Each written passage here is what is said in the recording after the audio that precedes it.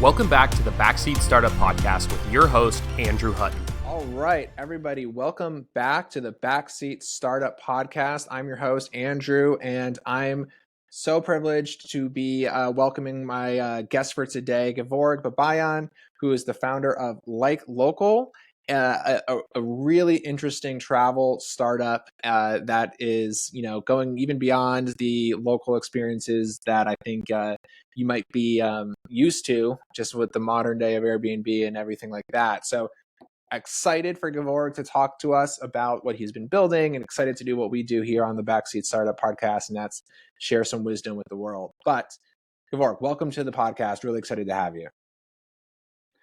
Thank you, Andrew. Hello, everyone. Thank you very much for this opportunity. Yeah. So we were just going to talk before we started recording here. You were telling me a bit about LikeLocal, and I was immediately just thinking about, it's been more than a decade. Airbnb sort of kicked off, maybe couch surfing before it. This idea of like, how do you have local experiences, and that's sort of the millennial way of traveling. It's not new, but you have a really fresh, unique take on it in terms of creating like really properly local experiences. So tell us about LikeLocal and what it is that your platform does. Yeah, thank you, Andrew. Yeah, I hope we got that golden, middle of all these platforms, all these models. So LikeLocal is a travel startup that opens local stores to the travelers and the world for locals. Through our platform, travelers visit local homes for lunch, dinner, birthdays, weddings, anything that happens in their real life. I mean, like, imagine you go to someone, well, a couple's wedding, and they don't do that just because of you. They gonna get married, and then they are welcoming you also. So that's kind of the essence of LikeLocal. Yeah. I love it because again, I think you immediately can get it where it's like local experiences, but actually, right? But actually, and I just love that weddings are in there. Like, how does that work in the sense of well, even like a dinner that's really intimate, right? Like you mentioned that it's about locals opening up to the world. So there's a desire to have these guests, and of course, as a guest, you get this like ultra authentic experience, and I can just imagine how much connection is happening. But like, what does that really look like? Well, it's very natural, I tell you. Apparently, humans are quite uh, generous and quite welcoming and hospitable, and travelers are quite curious and looking for experiences. So I say it's natural. We don't push, we don't convince, we don't kind of put any extra efforts on it. I mean, all my life I've done it. All my Mm. life, like about 20 years working in tourism, I've done it. Okay, in the smaller scale, I've done it in Armenia, Georgia, Cambodia. And now, LikeLocal aims to just make it a global. I love that, and like every good startup or like most of the founder stories that I like really latch onto, the founder has this insight, this unique experience that says, no, this is a thing, this works, or this is a problem, I want to solve it. In this case, it's more of like what you just said. Travelers are curious, and locals are just welcoming, and it just rings so true, and it's just also just such an uplifting sentiment in our day and age where there's so much divide and everything like that. But the fact that it doesn't surprise me, even though it's a little different. So tell me about your experience, or tell the audience about your experience, because this was a business kind of like meant for you, or you were the one to build this, I think is about right. So how did you get into the tourism business in the first place? Well, the story goes quite far to my childhood, but I will not go that far. I say, I say that I appeared in tourism coincidentally because of some circumstances. I needed a job, and then there was this night job opportunity for a night guard, and then I applied, and I didn't know English. They were like, "Should we take this guy?" But they recruited. I was very happy, and then I grew. I kind of got receptionist. I was like, "Ooh, I'm not a guard. I'm receptionist." And then I started tours with the same company. 2 years later, I was the tour guide in English, so I learned myself. I taught myself, and so I just grew with that company, and then we expanded to different countries, hotel tours. Okay, lots of my initiative was into this, but I say I was lucky. I appeared in the right spot, you know. And here, all who our focus was connecting locals and travelers, giving travelers the best experience possible, the most authentic experience possible.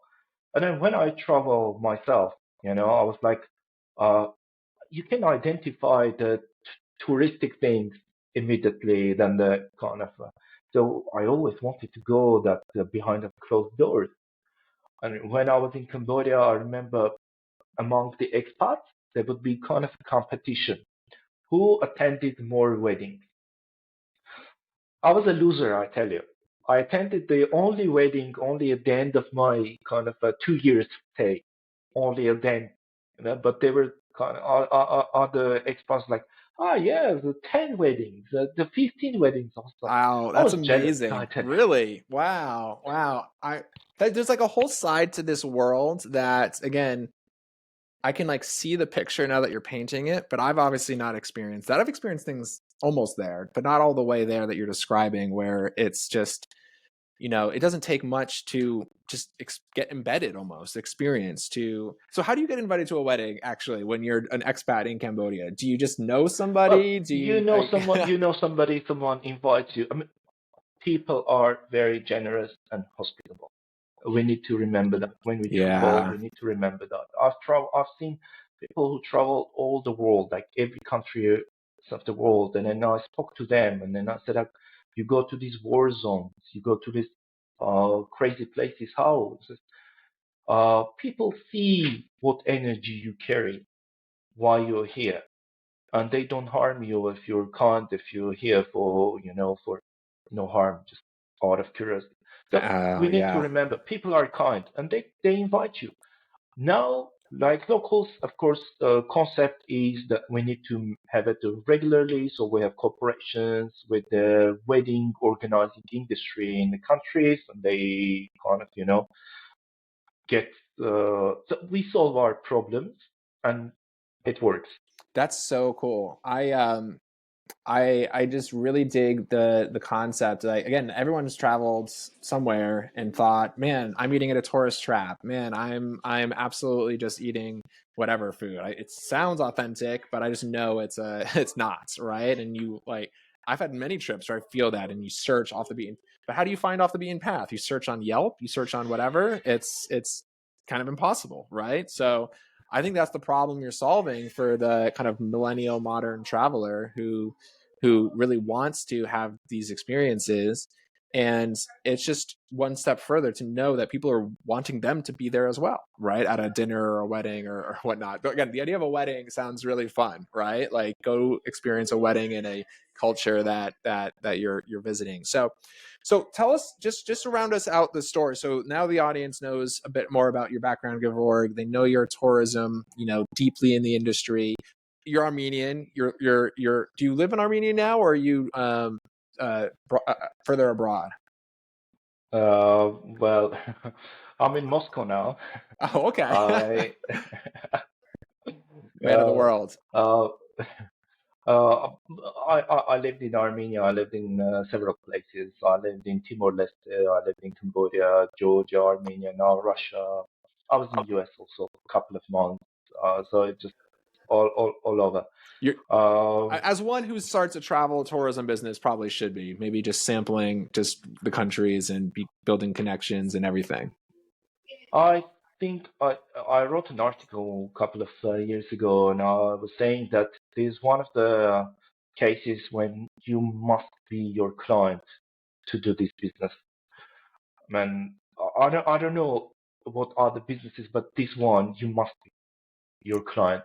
I think in many, it's if not a must, it's a very positive starting spot to be the customer, the client, to have the problem and Okay, if you're experience a it. doctor, you better don't, but There's a few. You're right. You're right. So bring us back to LikeLocal then, and just tell everyone what's the state of the business. You're in a few countries. You're launching into more. What's it been like building the startup, and where are you going next? So startup is known as a challenge, right?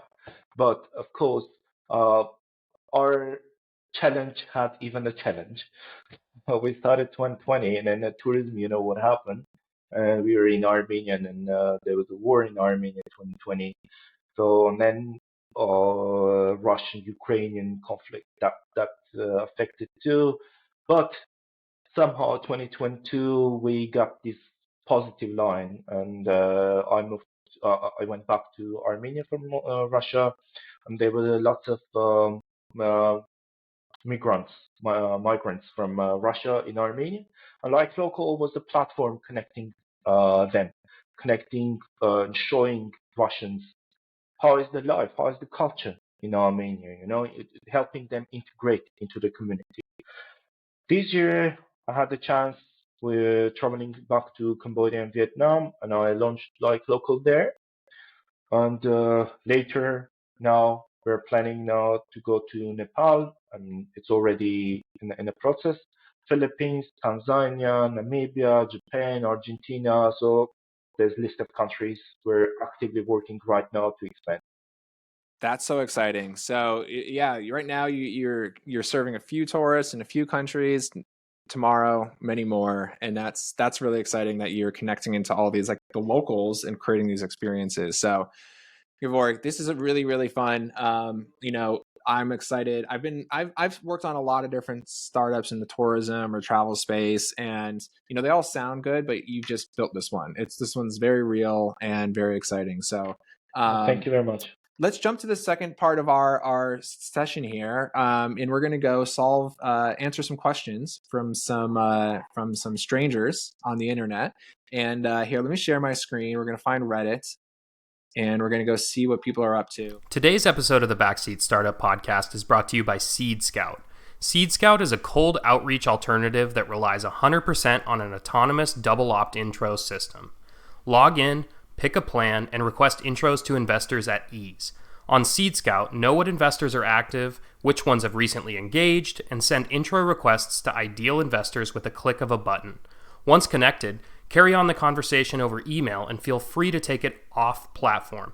Now, back to the show. I've circled in on a question here that I remember you mentioning something about this when we were chatting ahead of the podcast, which was growing this business and doing it very organically, right? This is your space. This is something you know about. You've had, there's obviously been some macroeconomic challenges, but you've gotten the business to where it is. So here's the question that Mark's Next Adventure asked, and he's asking, I assume, how did you grow your business with low marketing costs? What was working, what hasn't worked before you got some success? How long did it take? I think that's a really interesting question. So both about like, what have you done, Gevorg, to grow the business? Like what marketing have you done? As well as what are some of the advices that you would give to some other founder? But yeah, how has it been for you and LikeLocal to grow the business with very low marketing costs?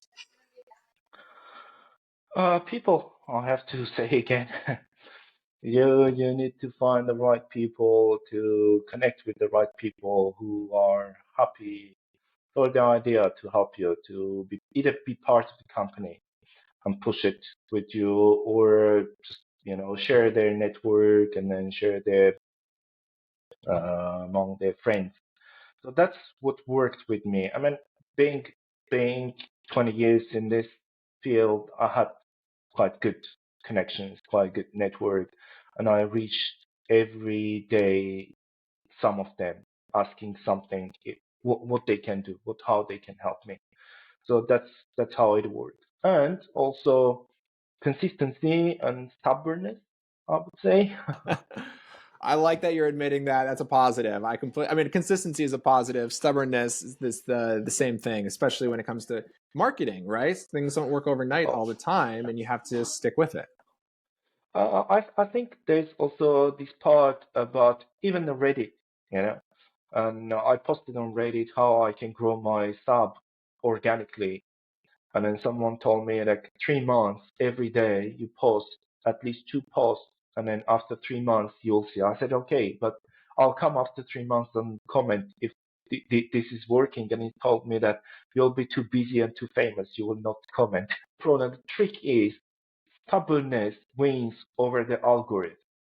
So you need not to give up. You need just to push and a push and a push, and one day you break the wall. I think that's a really great sentiment. I think so. So you can play the social media game, right? And I think what you describes everyone who does the sort of building in public, the sort of, you know, organic content led knows absolutely there's an algorithm. You have to break through. You have to be consistent. I really do like. I wanted to come back to what you said at first, though. The idea that it does help to be deep in the business, right, from the industry, and to have built up a lot of goodwill over the years, right? You kind of called in your favors, perhaps, or connected with people because friend of a friend, or someone knew you on just because of who your reputation. And I was talking to somebody else about this that if you had started this business right at the beginning of your tourism career, it wouldn't have probably happened, right? No, not at all. So there's just something to be said of sometimes you kind of don't control, or sometimes you have to put in the work, ahead of time and build things that you have an advantage for. And if you're not the person with a network in tourism in your region of the world, you probably should build that before you launch the business. and that's a kind of a harsh statement, but it's pretty real. There's definitely, I talked to a lot of folks, and the answer is you're probably just building the wrong thing. Go build the thing that you are suited to build, that you alone can build, right? And maybe not you alone, but you just have an unfair advantage. And so, I think picking the right thing is half the battle to growing the right business with low marketing costs. Because anyone can throw money if they have enough money to go build something, right? And maybe people burn a lot of money too if they do it the wrong way. But so recently I met some founders, and I was asking them how much money they spend on marketing, and the numbers I was hearing, I was like, gosh, if I had that much money, I wouldn't work. I wouldn't do anything. You just live. Yeah. Why would you spend it on? Yeah. No, that's joke, so funny. Yeah. But human connections, the most valuable value, I don't know, most precious value as possible. And unfortunately, I was fortunate, honestly. I was fortunate to be in the right place. And I think there's something else to say, again, about sort of like even the way you went about this, where you have the right connections, you're building something, but the business is so connected. Your business is it's so reliant on connections and relationships. But most businesses are reliant on some form of connection relationship, whether it's to do business deals, whether it's to build a community. And there's something to be said for just having the patience and setting yourself up for the longer journey. Like you didn't need 1,000 users in 1 month or else you stopped. Like this, from what I understand, this was going to be something you were going to go do because it was almost like what you were doing before. So you were just going to go do it. And it sounds like you've had the patience and it's paid off. And there's that longer term horizon that I think if you have that horizon, then you can do the things that are seemingly not scalable, but you're building foundations and relationships. It's good you mentioned that long-term horizon. I think to be a founder is more of a psychological battle within yourself. Okay, even the question, how did you grow your business with low marketing costs? Okay, it's how long you can survive, how long you can keep it doing. Are you down? Are you low when something doesn't happen? Doesn't move forward? Are you up on your feet tomorrow? So that's the thing. I think it's more of a psychological challenge, and the founders, all of us founders, we need to understand that first it's us we battle, and then the rest of the world. You've said that better than I could have, but that's exactly the sentiment that I was going after. I think you've like really I think you've said that perfectly. It's a psychological, it's a mental game, it's a long-term horizon. And when you play the right games, then things generally work out. And it's a little bit of magic because, you keep at it, you do the right things. It's not to say the first thing you do is going to take off, right? You have to iterate and learn and stay nimble. But yeah, it's a little bit of, if you're expecting it to work super fast, then you have to reset, and you're probably just setting yourself up for failure in a lot of ways. So it's interesting. I love how most of the answers to these questions that's kind of the wrong question, or at least that's not the answer you'd expect, because it's not just about you gave some tactics, right? Do the posting on social media, of course, right?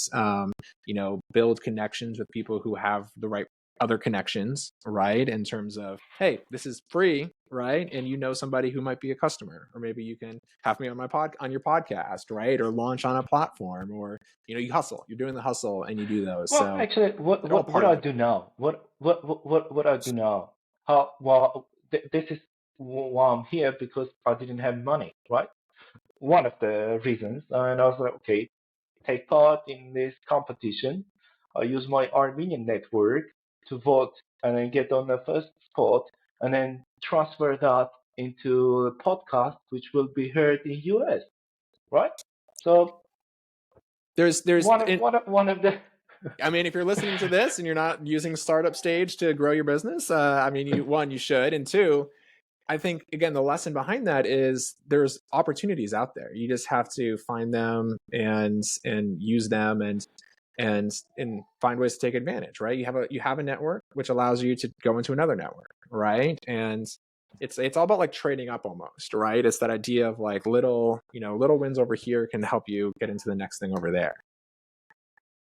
Yeah, exactly. So this is actually, I'll ask the follow-up question that this person has to you, Gevorg, which is, did you have any failures along the way? I'm sure you did, some kinds, right? Whether it was a launch that didn't work, or maybe you tried some marketing that didn't work, or anything like that. Or what are some of the speed bumps, if you will, that you've experienced, but you've continued to persevere through? Maybe you're stubborn. At the beginning, I had money. So at the beginning, I had money. Not much, but a couple of thousands, which I burned into building a website, which is a code now somewhere, kind of in a folder which I never use. So that was a kind of a good shake, It's like, okay, don't do that ever again. Yeah. Oh my gosh. Let's just pause there, because everyone listening, right? So there's these mistakes you're going to make that we would hope we are trying to stop you from making. And overspending on a website is always one of them. I think that's pretty true. Actually, some of my friends warned me about it. Some of experienced friends, they warned me about it. But come on, what a founder if not stubborn, and this time negatively, you do, you learn your own on your own mistakes, unfortunately. So that was one of the things. And then after that, of course, all along there are lots of small kind of, you spend time. Okay, time. That's what lots of energy, lots of time, a little bit money also. You pay for these services, that services, and doesn't pay you back.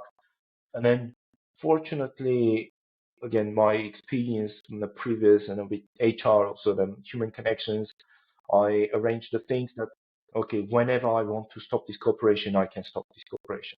So at any moment I see that, okay, a couple of months, I don't see the traction, I don't see the result, I stop the cooperation. Okay, I lost some money there. Yeah, it's bitter, but I can stop it and not to lose fight. Yeah. But there's no winning without failure. There's no winning. So There's true. no right way without the wrong way. That's so true. The failure is the way, almost. The challenge is the way. You have to go through those. So again, the mindset, you have to be ready for those. You have to prepare for the long haul. So I'm really glad this conversation took the turn it did, just because that's such a good word. And I think, when people are thinking about growth, it's just more fundamental. You got to think about the long term. So Gevorg, let's before we wrap up, I want to make sure that everyone knows how to find LikeLocal. So give us the URL, the call to action. Where should people find you on the internet? So we have our website. It's called LikeLocal.io. And then from there, they can see the list of the countries and clicking it, list of the hosts, read their profiles and book. If a certain host doesn't have any available events for that day, they can contact us and then we arrange it uh, because these hosts they are living their life and this is not a business for them. This is I say maybe a hobby or like even fun for them. Okay, so they are happy to host always, but not host some events on every day. I kind of love that. It's like not as structured as Airbnb. It's real, and you just say, "Hey, I have someone coming," and they either have something or they find something. So that's really awesome. So LikeLocal.io. If you're traveling, check out their events or places or the host and everything. So and see where they're going next. So with that. Gevorg, thank you so much for joining us today. What a lovely conversation. Everyone listening, thanks for being here, and we'll see you next time. Take care, everybody. Thank you very much, Andrew. Thank you, everyone, and hopefully you'll have the chance to travel and be our guest. I love it. Be our guest. All right. Bye, everyone. The Backseat Startup Podcast is brought to you by StartupStage, formerly known as Startup Founder Daily. StartupStage is the place to showcase your startup and compete for features across our channels. Each week, users can vote for their favorite startups. The top 3 companies, as determined by the votes, are then selected for special features across our blog, podcast, newsletter, and social media platforms. Hit the link in the description below to apply.